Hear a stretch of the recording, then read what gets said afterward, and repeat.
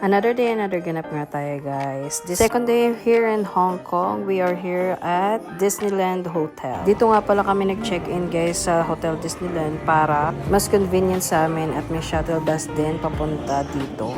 Tapos sa afternoon, pwedeng matulog pa kami and magpahinga kapag pagod na kami galing sa Disneyland. Lalong-lalo na po may bata ko. Kailangan mag-break din sila sa Disneyland Park.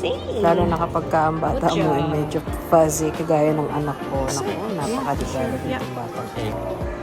10 a.m. na nga pala nung nag-check-in kami, kaso wala pang available na room, kaya nag-stay muna kami dito sa gift shop para bumili ng konting souvenir. Medyo pricey din siya, kaya konti lang yung napamili ko.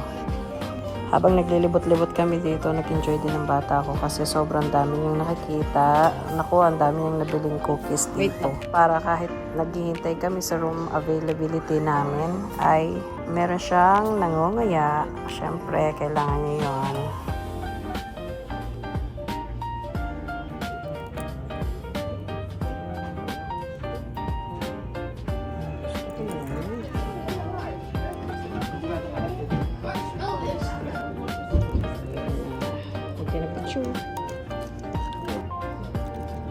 Souvenir.